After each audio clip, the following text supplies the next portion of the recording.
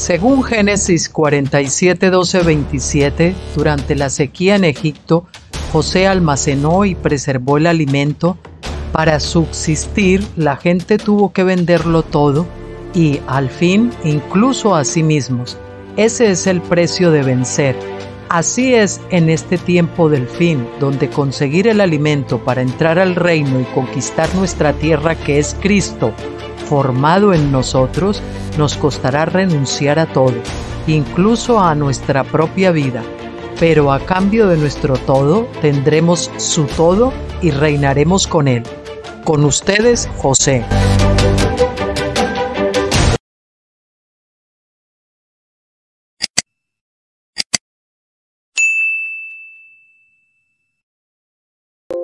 Hola, muy buenas tardes a todos. Aquí de nuevo con ustedes para cerrar la semana. Son las 6 menos 5 de la tarde aproximadamente, día 28 de julio. Y nada, vamos a abordar hoy el capítulo que nos quedaba de esta semana de Apocalipsis, del libro 3 del estudio Apocalipsis del doctor Stephen Jones. Y vamos a ver el capítulo 15, que es la cuarta trompeta. Como les dije ayer, la cuarta trompeta cierra las 4 primeras trompetas, valga la redundancia, y después pues nos quedarán pendientes la quinta, la sexta y la séptima, que son los 3 ayes que corresponden al Islam. Y entonces, aunque hoy se va a quedar un vídeo un poquito más corto, pero quiero cortarlo así para que podamos ver en los 2 vídeos siguientes. Vamos a ver cómo lo encajamos, los 3 ayes. Yo supongo que se podrán hacer 2 vídeos, aunque uno de ellos probablemente, para no cortar los capítulos, tenga que ser un poco largo y el otro pues más corto. Y si no, vamos a ver si lo podemos dividir en 2 partes que sean más o menos, si es que se puede. Vamos a ver cuando yo repase los capítulos para poderlos grabar, pues ya lo veremos. Bien, pues nada, vamos ahí con el capítulo 15, la cuarta trompeta. Dice: cuando Atila murió en el 453, su imperio se derrumbó y las naciones que había conquistado recuperaron su independencia. Van a tener que disculpar también porque están trabajando ahí los hombres en el patio todavía y están metiendo bastante bulla. Y como hace calor tenemos que tener las ventanas abiertas para no asfixiarnos. Hoy sí, hoy ha salido un día un poco caluroso, como es típico de julio. Bien, continúo. Disculpen por la interrupción. Su juicio de la tercera trompeta fue temporal para darle al imperio cristiano una última oportunidad de arrepentirse. Sin embargo, no se arrepintieron porque pensaron que los invasores eran el problema. Sin duda, oraron poderosamente para que Dios derrocara a los ejércitos extranjeros y estableciera su imperio cristiano en paz. Cristiano, lo que ellos entendían por cristiano, claro. Pero no lograron eliminar las causas espirituales del juicio divino. En el 476 llegó al poder el último emperador de Occidente. Su nombre era Rómulo Augusto. Se considera un accidente de la historia que el último emperador llevara el nombre de su primer emperador, César Augusto, y también el nombre de uno de los fundadores originales de Roma, Rómulo. La historia secular tiene muchos accidentes de este tipo, pero si vemos la Tierra desde la perspectiva de Dios y si podemos leer el lenguaje de las señales, vemos que Dios había descubierto las raíces paganas de Roma que la Iglesia no había logrado desarraigar mediante decretos legales. La gente veía a Roma como un imperio cristiano, pero Dios la veía como un árbol pagano decorado de credos cristianos.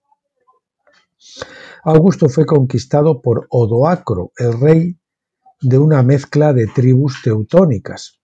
Después de la tercera invasión, que nuevamente subdividió el imperio occidental, el imperio romano antes unificado, se dividió en 3 partes, como sugirió cada una de las trompetas. Odoacro estableció el reino ostrogodo, que incluía Italia. España se había convertido en el reino visigodo. África del Norte se había convertido en el reino vándalo. El juicio divino pareció favorecer las divisiones en tres partes, porque vemos lo mismo en Apocalipsis 16:9, donde Babilonia se dividió en tres partes. La invasión de Odoacro, vamos a ver ahora. En el 476, Augusto en Roma informó al emperador del Imperio Romano de Oriente, en Constantinopla, que no habría más emperadores en Occidente. Juan dice en Apocalipsis 8:12, y el cuarto ángel tocó la trompeta, y la tercera parte del sol, la tercera parte de la luna y la tercera parte de las estrellas fueron golpeadas, para que una tercera parte de ellas se oscureciera y el día no brillara en una tercera parte y la noche de la misma manera. La invasión de Odoacro afectó directamente solo al tercio ostrogodo de lo que había sido el Imperio Romano Occidental. El sol, la luna y las estrellas son símbolos de los líderes de la nación. Otra vez no estamos hablando de cosas literales, sino símbolos de los líderes de la nación, no solo del emperador mismo, sino también de las autoridades menores bajo su mando. Repito, el sol, la luna y las estrellas son símbolos de los líderes de la nación, no solo del emperador mismo, sino también de las autoridades menores bajo su mando. En el caso de Roma, esto incluiría a los senadores. Gibbon dice en la página 504 a 506. Odoacro fue el primer bárbaro que reinó en Italia sobre un pueblo que una vez había afirmado su justa superioridad sobre el resto de la humanidad. Odoacro delegó en los magistrados romanos la odiosa y opresiva tarea de recaudar los ingresos públicos. En la división y el declive del imperio se retiraron las cosechas tributarias de Egipto y África. El número de habitantes disminuyó continuamente con los medios de subsistencia, y el país estaba agotado por las irreparables pérdidas de la guerra, el hambre y la pestilencia. Y los senadores, que podían soportar con paciencia la ruina de su país, lamentaron su pérdida privada de riqueza y lujo. Un tercio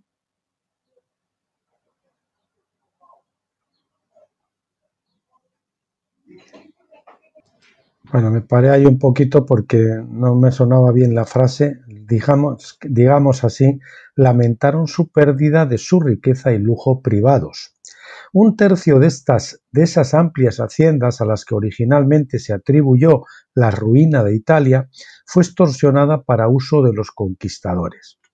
Un tercio de estos terratenientes senatoriales vieron su propiedad extorsionada para el uso de los conquistadores. Juan nos dice que para el momento de la cuarta trompeta, un tercio del sol, la luna y las estrellas habían sido borrados. Esto es un símbolo de las familias senatoriales gobernantes de Roma. Por tanto, la profecía de Juan no tiene nada que ver con que las estrellas literales sean destruidas en los cielos, o que el tamaño del sol se reduzca en un tercio, o que un tercio de la luna sea devorado por algún tipo de desastre cósmico. Tiene más que ver con la destrucción de las familias gobernantes del Imperio Romano Occidental. Bueno, al respecto quiero decir que ayer quizás se ha podido interpretar más, porque yo hablaba de las invasiones, estábamos viendo las invasiones de los vándalos, de Atila, etcétera. Entonces, pues yo hablaba de la actualidad que también el Imperio Babilónico Occidental, pues de alguna forma va a ser invadido por los reyes del Oriente, Rusia y China, pero claro, no va a ser una invasión a modo como las que hemos visto, ¿no? Sino que en este caso es una destrucción a nivel económico o a nivel financiero, porque los reyes del Oriente son los que están tumbando el sistema del dinero deuda, del dinero fiat, como estamos viendo, ¿no? Están asumiendo el poderío económico y por lo tanto Rusia y China son los actuales reyes del Oriente que de alguna manera están invadiendo y de alguna manera van a hacer, y el Señor lo dice, que va a haber una gran transferencia de riqueza donde estas élites gobernantes, estas líderes de las multinacionales, de las farmacéuticas, etcétera, etcétera, de todas las grandes compañías, de los armamentistas del Deep State, del imperio, ¿cómo se llama? No me viene ahora el nombre, pero bueno, el imperio armamentístico que tiene Estados Unidos, las compañías de armamento y todo esto. En fin, todas las grandes que mueven el aspecto económico, BlackRock, compañía, todas estas cosas, ¿no? Que están dominando el mundo, las grandes tecnológicas, todo esto, pues todo eso de alguna manera el Señor les va a despojar y se lo va a entregar pues a través de a los reyes del Oriente, y de los reyes del Oriente luego van a ser, como ocurrió también con Babilonia, los que financiarán el regreso del pueblo de Dios a Jerusalén. En este caso sería el regreso de la Iglesia a la posición espiritual acorde con la palabra de Dios, a un cristianismo verdadero, ¿no? Eso de alguna manera va a ser apoyado después. Primero vendrá el derribo del misterio Babilonia a manos de los reyes del Oriente, y después ellos de alguna manera financiarán la construcción del reino de Dios. Eso es lo que preconiza el doctor Stephen Jones, y yo creo que tiene mucho sentido, pues viendo cómo cayó la antigua Babilonia, que digamos que cayó sin pegar un solo tiro, pues de alguna manera Babilonia en estos días va a ser derribada debido precisamente a sus propios errores, y ya que pues se van a secar, el afluente de la corriente financiera se está secando y se va a secar porque los reyes del Oriente están asumiendo, digamos, la preeminencia.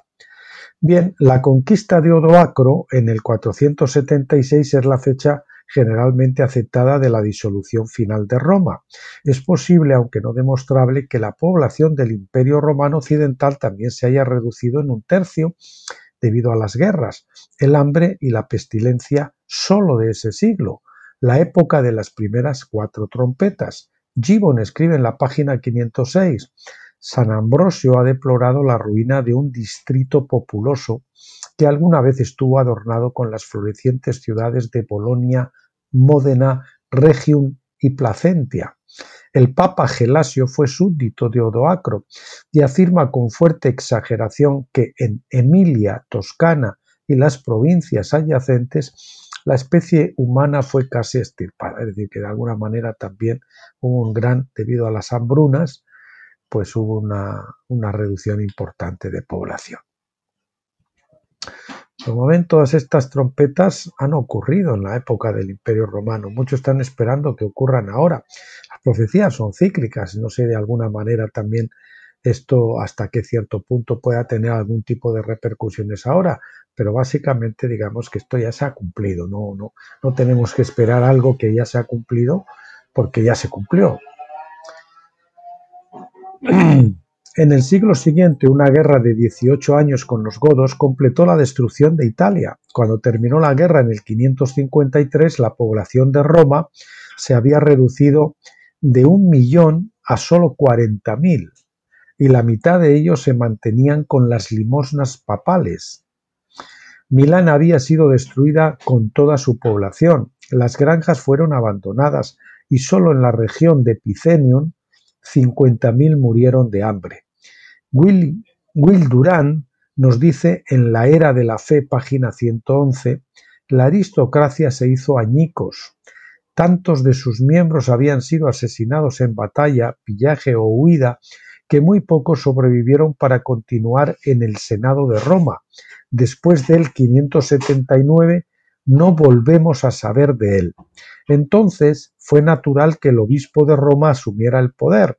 Era el único que podía mantener algún tipo de orden mientras reinaba la anarquía en Italia. Will Durant dice en la página 94, en medio de este caos la educación apenas sobrevivió. Hacia el año 600 la alfabetización se había convertido en un lujo del clero. La ciencia estaba casi extinta. Avanzamos al siguiente epígrafe, la disolución del imperio. Fíjense, un imperio romano que duró tantos siglos y que nadie pensaba, pero aquí lo vemos caer, así como vamos a ver caer ahora al imperio occidental, que todo el mundo les parecía imposible, ¿no? Y sin embargo, pues lo estamos viendo suceder delante de nuestros ojos. Desde el saqueo de Roma en el 410 hasta el colapso final de Roma en el 476, la inestabilidad, el caos y el colapso de la ley y el orden se normalizaron cada vez más.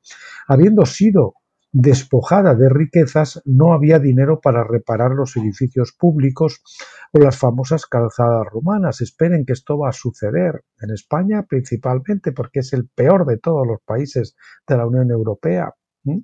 Que peor está, en que está en una situación más penosa de todos.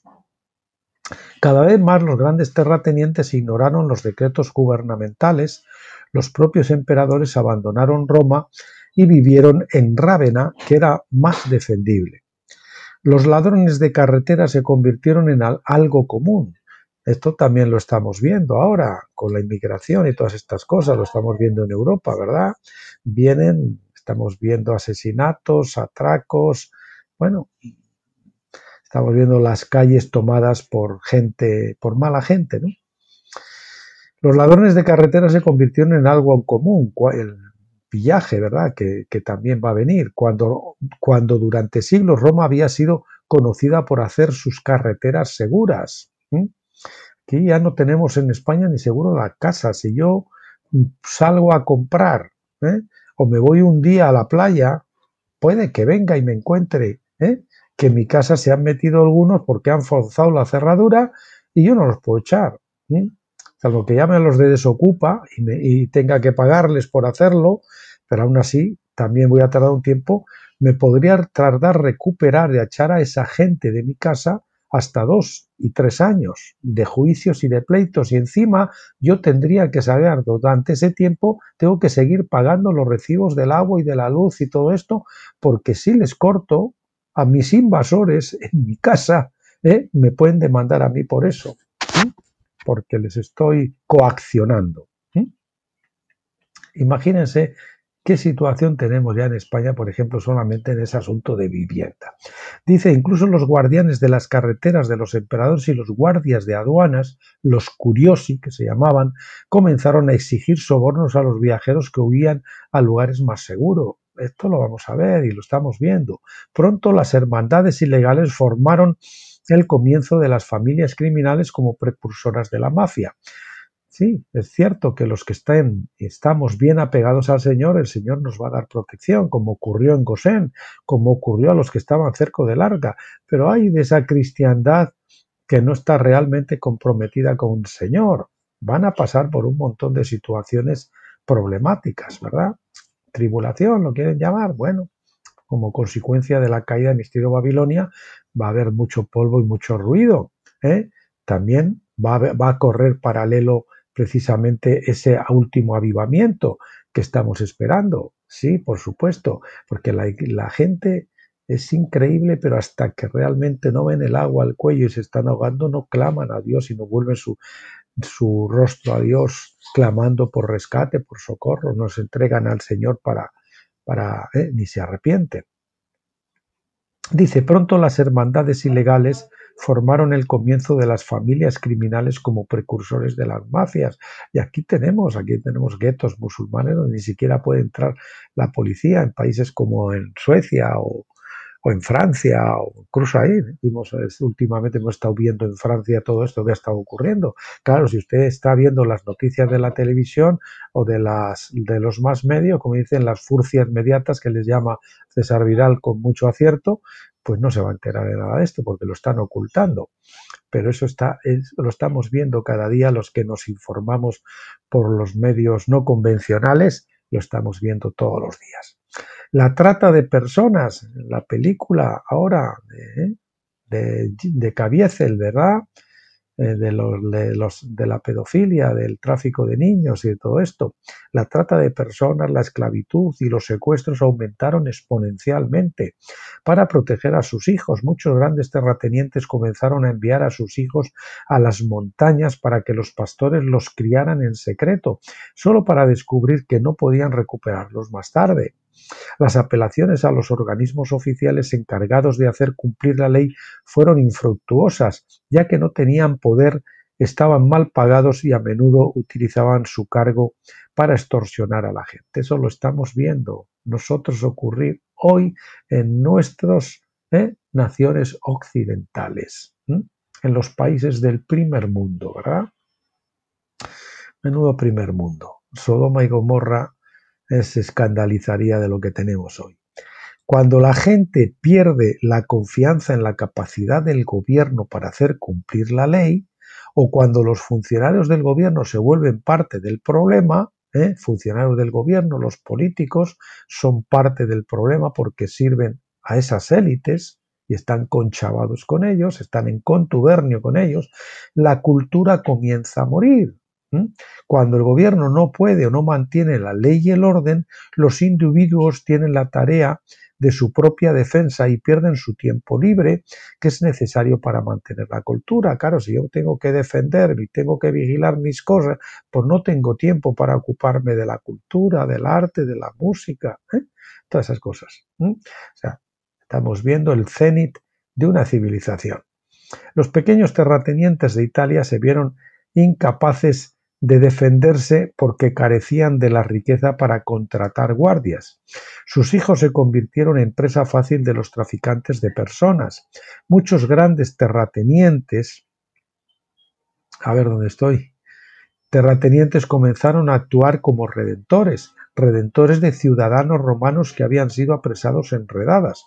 Como la mayoría no podía pagar los grandes rescates, los propietarios pagaban los rescates con la condición de que sirvieran al propietario por el resto de sus vidas. Este es el comienzo del sistema feudal, donde los siervos estaban apenas mejor que los esclavos absolutos de los terratenientes, es decir, de la nobleza. Hoy la nobleza se ha vestido de otra forma. Fíjate que estamos aquí, por ejemplo, en los países occidentales o en España, el día de la liberación de los impuestos llega bien entrado el mes de julio, el día 20 o por ahí creo que es. Es decir, que 7 meses de media la gente trabaja 7 meses, eso supone como un 60% de impuestos. En los tiempos feudales nos pagarían un 10, un 20. Estamos en niveles de imposición del 60%. No les extrañes a ustedes que la gente hoy no puede levantar la cabeza. Yo de verdad admiro a la gente que tiene un negocio y todavía puede pagar Hacienda y tener beneficios y prosperar y medrar, porque es dificilísimo. Aquí yo lo veo, vamos, los veo como unos héroes y el resto de la gente pues no se escapa, porque hay que comprar, hay que echar gasolina, al final, es decir, en los tiempos de mis padres, cuando mis padres eran jóvenes y empezaban, una persona trabajaba en el matrimonio de una persona, había familias numerosas, de 3, de 4, de 8 como la mía, y con un sueldo se vivía, y se vivía bastante bien, se pagaba un piso, una familia en 3 o 5 años, a veces ya cuando vino un poquito la apertura y todo eso, se compraban un cochecito, tenían un lugar de vacaciones, una segunda vivienda, así podían. Hoy en día eso se ha ido. Estamos en el final. ¿Y dónde está ese dinero? Pues se lo están chupando todos esos que ya sabemos, ¿no? Es como tener un pulpo gigantesco o unas sanguijuelas gigantescas absorbiendo todo y dejándonos a los de abajo tal, ¿no? Quitando la clase media, proletarizando al resto y bueno, además queriendo eliminarnos, claro, ya saben ustedes cómo, ¿verdad? En base a esas cosas que te pican, que te pinchan. Bueno, la propia cultura clásica estaba en peligro de perderse por completo. No solo se descuidaron las bibliotecas, sino que la educación en sí se convirtió en un lujo que solo unos pocos podían permitirse. Innumerables libros se quemaron o se perdieron en la decadencia de la civilización romana. Muchos libros, por supuesto, permanecieron en Oriente, pero pronto fueron raros en Occidente. El vacío de poder. La caída del Imperio Occidental proporcionó un vacío que fue llenado naturalmente por el obispo de Roma. Con la pérdida del poder civil, la gente naturalmente se dirigió a la Iglesia en busca de liderazgo y esperanza. Gradualmente los obispos aumentaron sus pretensiones de poder, especialmente cuando los conquistadores bárbaros se hicieron cristianos. Aunque en el 411 la ciudad de Dios de Agustín había definido el reino de Dios como una ciudad espiritual, No se requería un gran salto para aplicar esto políticamente una vez más a un reino muy temporal, donde los hombres gobernaban a otros. La única diferencia era que, en lugar de usar el título de rey, usaban los títulos religiosos de obispo de Roma y papa. H. G. Wells dice en la página 526, en años posteriores estas ideas se convirtieron en una teoría y una política definidas. A medida que las razas bárbaras se asentaron y se hicieron cristianas, el Papa comenzó a reclamar el dominio supremo de sus reyes. En unos pocos siglos el Papa se había convertido en teoría y hasta cierto punto en la práctica en el sumo sacerdote, censor, juez y monarca divino de la cristiandad. Durante más de 1000 años esta idea de la unidad de la cristiandad dominó Europa. La historia de Europa desde el siglo V en adelante hasta el siglo XV es en gran parte la historia del fracaso de esta gran idea de un gobierno mundial divino en llevarse a la práctica. ¿Qué les parece? La historia de Europa desde el siglo V en adelante hasta el siglo XV es en gran parte la historia del fracaso de esta gran idea de un gobierno mundial divino en llevarse a la práctica. O sea, lo que estamos es los que han intentado varias veces a lo largo de la historia y hoy otra vez vemos, al final acaba en fracaso como lo estamos viendo. Nunca se puede llevar en Apocalipsis, lo más que se consigue es un monstruo con 7 cabezas, no con una sola cabeza, con un anticristo. Olvídense de eso, eso no es bíblico. No, en Apocalipsis lo más que se consiguen son 7 cabezas. Quizá del G7 o algo así, ¿no? Ahora que han querido echar a Rusia, que antes era el G8, ¿no? Bueno. De hecho, el fracaso de la Iglesia en realizar su sueño de un gobierno mundial divino se debió a que Dios había declarado los 3 ayes para juzgar a la Iglesia. Estos están ligados a la nueva religión que surgió durante este tiempo, el Islam, cuyo propósito divino era traer juicio sobre el imperio cristiano y la misma Iglesia. Comprender el propósito de Dios con el Islam es una de las claves para comprender el propósito de Dios incluso en nuestro propio tiempo. Así es, lo estamos viendo. No queremos la religión cristiana, la hemos expulsado de las escuelas y de la vida política y de la vida privada y de todos sitios. Hemos expulsado a Dios y hemos proclamado que Dios está muerto, pues ahora nos vienen. A eso sí les dejamos que vengan, ¿verdad? Las causas del juicio divino. En lo que se refiere al libro de Apocalipsis y por tanto a la perspectiva de Dios, el juicio islámico sobre la Iglesia se produjo inmediatamente después de que el obispo romano reclamara en exclusiva el título de obispo universal. Esto fue hecho por el Papa Bonifacio III en el 606 y es bastante notable ya que un predecesor reciente, Gregorio I, del 590 al 604, había insistido en que la Iglesia estaba dirigida igualmente por los obispos de Alejandría, Constantinopla y Roma. De hecho, en el 596 Gregorio escribió una carta que declaraba: quien quiera que se llame a sí mismo sacerdote universal o desee ser llamado así es precursor del anticristo. Ver Historia de la Iglesia Cristiana de Phyllis Schaff, volumen 4, página 220. Schaff dice de Bonifacio III en la página 230. Bonifacio III, del 606 al 607, no tuvo escrúpulos en asumir el título de obispo universal, contra el cual Gregorio, con orgullosa humildad, había protestado tan indignado como una suposición anticristiana blasfema. Luego dicen que los papas hablan ex cátedra y sin embargo algunos se contradecían a los otros cuando les ha convenido y les ha dado la gana, ¿verdad? Y así en el año 606 después de Cristo marcó un importante punto de inflexión en la historia de la Iglesia. Marca el momento en que el obispo romano asumió la autoridad total sobre toda la Iglesia. Víctor había tratado de asumir este título ya en el 192 después de Cristo, pero Ireneo lo había reprendido y tuvo que renunciar al título.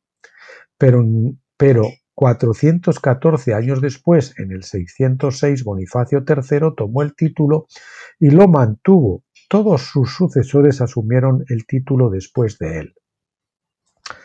Dice el doctor Stephen Jones en mi libro Lecciones de Historia de la Iglesia, volumen 3, capítulo 15, que como todos, este está sin revisar, pero también lo tienen en libros del doctor Stephen Jones, en el blog Tabernáculos, lo pueden buscar.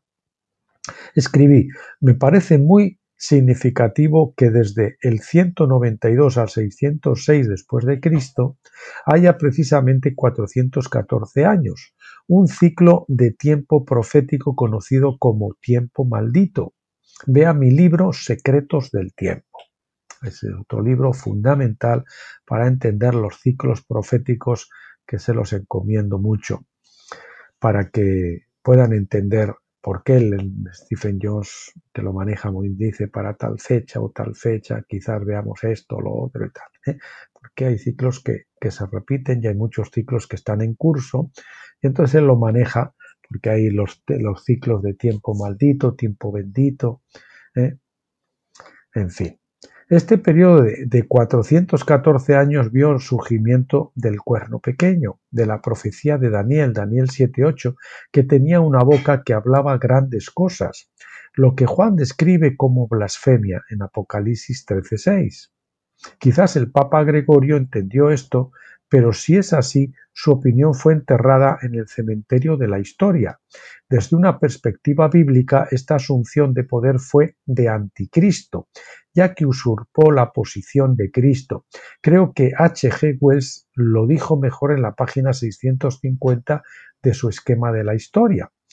Pero es la debilidad universal de la humanidad que lo que se nos da para administrar actualmente imaginamos que lo poseemos.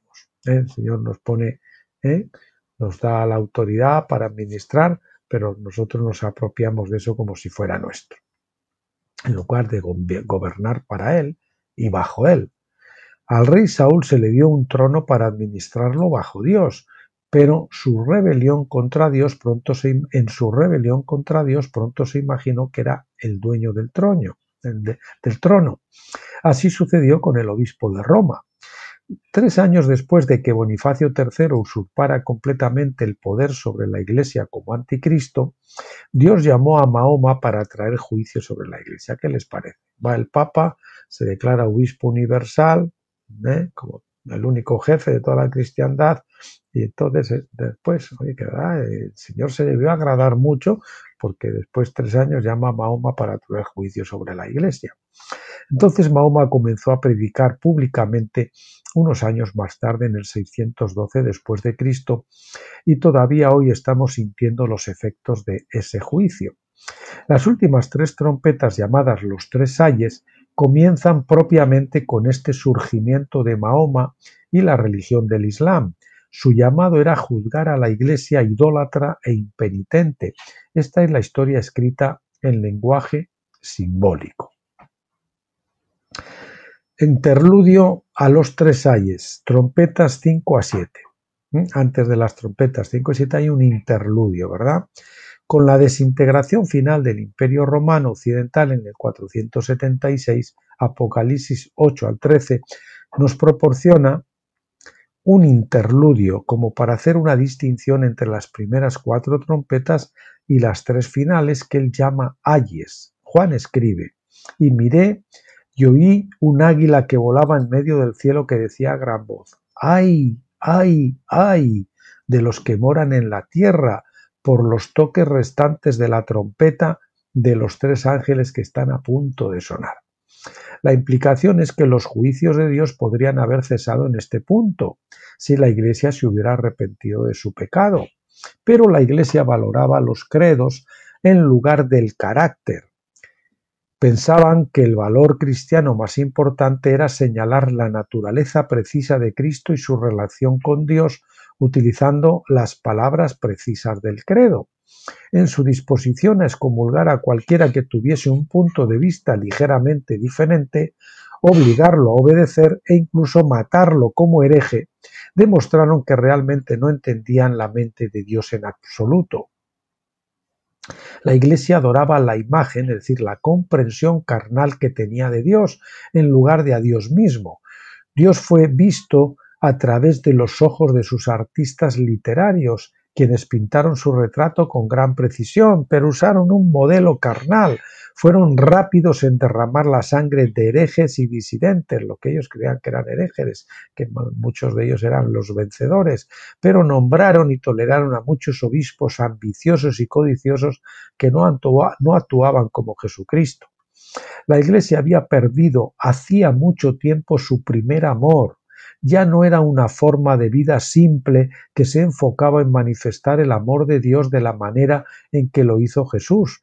Ahora era un imperio religioso en toda regla que gobernaba las mentes y los cuerpos de los hombres y trataba a los feligreses como súbditos. Durante este interludio del 476 al 606, es decir, 10 años, los eventos proféticos inscritos simbólicamente en el libro de Apocalipsis comienzan a desplazarse de Occidente a Oriente, es decir, de Roma a Constantinopla. Las primeras 4 trompetas trajeron juicio sobre Occidente. Las últimas 3 trompetas, llamadas ayes, traen juicio sobre el imperio de Oriente restante. Y bien, pues aquí lo dejamos hoy. La próxima vez que abordemos Apocalipsis, la semana siguiente, Dios mediante, pues estaremos viendo el capítulo 16, San Patricio salva la civilización, un irlandés que parece ser que contribuyó grandemente a que se perseverara el cristianismo bueno y la civilización de alguna manera. Y luego veremos por los capítulos 17 y 18, que no sé si pues que son los 2 ayer restantes, los vídeos, los 3 próximos capítulos que veremos en los 2 próximos días que estudiemos Apocalipsis. Y para el lunes, Dios mediante, pues continuaremos con el estudio que estamos haciendo del libro de Henry J. M. Nouwen, El regreso del hijo pródigo, que ya comenzamos a estudiar la parte final, que es el Padre. Vamos a ver el Padre, muy interesante, que es el llamado que tenemos todos, no de pasar del hijo menor al hijo mayor, y si entramos en la casa y dejamos la amargura atrás, entrando a la casa arrepintiéndonos, pues entonces nos vamos a convertir en el Padre amoroso. Bien, pues nada, que pasen buen fin de semana, que descansen, que busquen al Señor y que lo disfruten también. Y hasta entonces, pues bueno, no se olviden de regresar el lunes para acompañarme y mientras tanto, pues pásenlo. Que Dios les bendiga a todos.